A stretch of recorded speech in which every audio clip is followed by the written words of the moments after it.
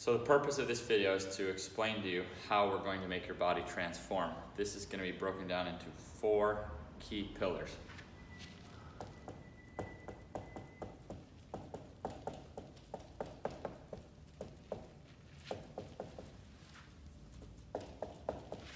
Relative strength means how strong you are relative to your body weight.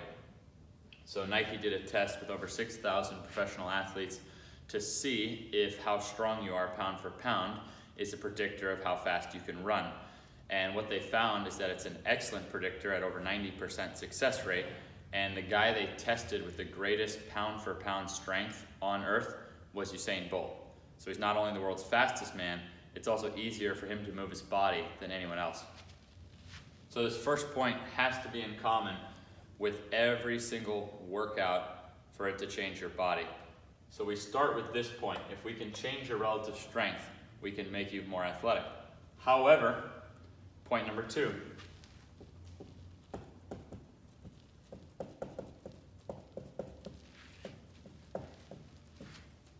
Range of motion. So most strength programs on the market geared for getting more athletic, most will target relative strength, and most any strength coach will agree on relative strength.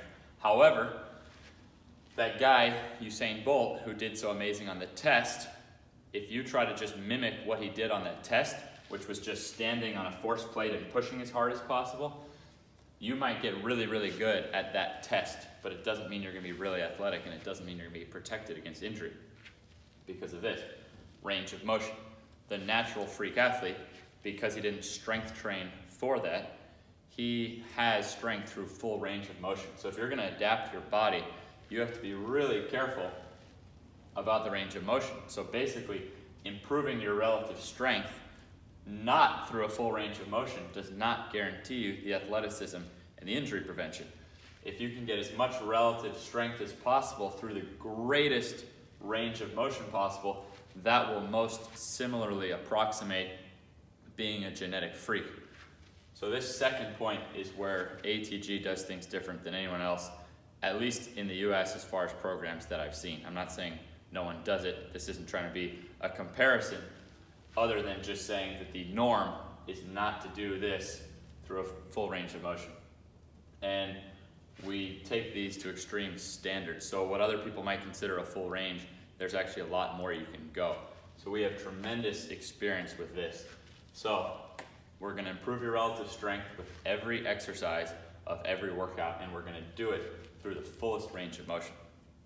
Now, if you have those 2 points, the next point really clinches these together and makes it so you actually transform for positive benefit in your sport.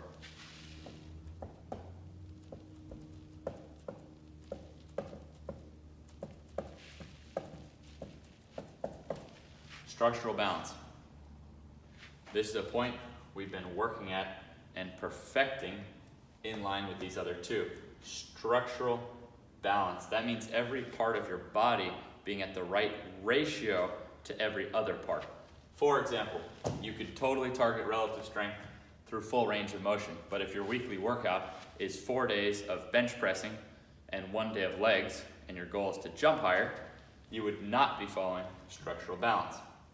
Structural balance for jumping means that 85% of your jump is coming from the core and the legs. However, structural balance is an exact science. It's exact numbers and ratios.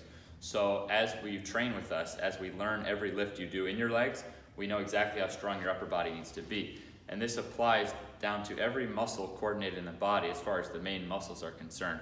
So if I know how strong your chest is, I know how strong every other muscle in the body should be to have optimal motion. So if you're wanting to run as fast as possible, okay, how strong is your quad versus your hamstring, your glute, your lower back? Can your arms keep up with that? So this is an exact science that goes into every single exercise of every workout of every program you do.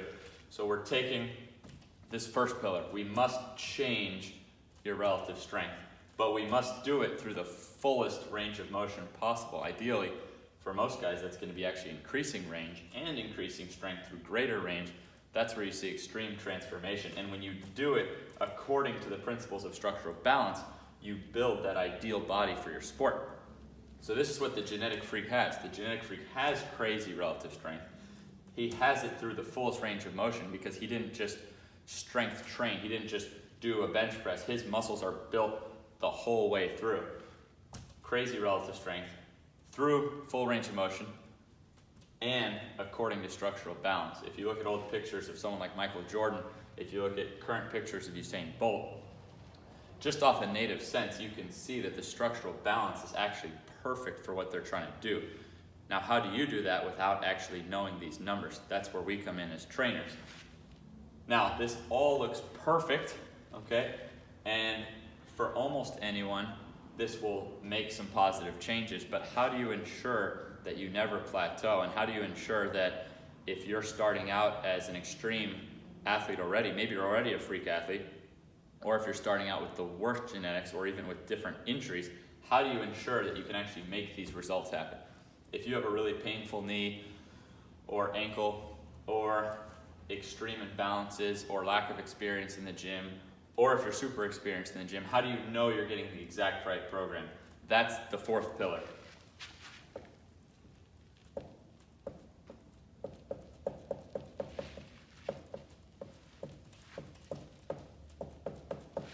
Gradient scale. What this means is that you're training on a scale that goes upward, but we detect exactly where you are on that scale.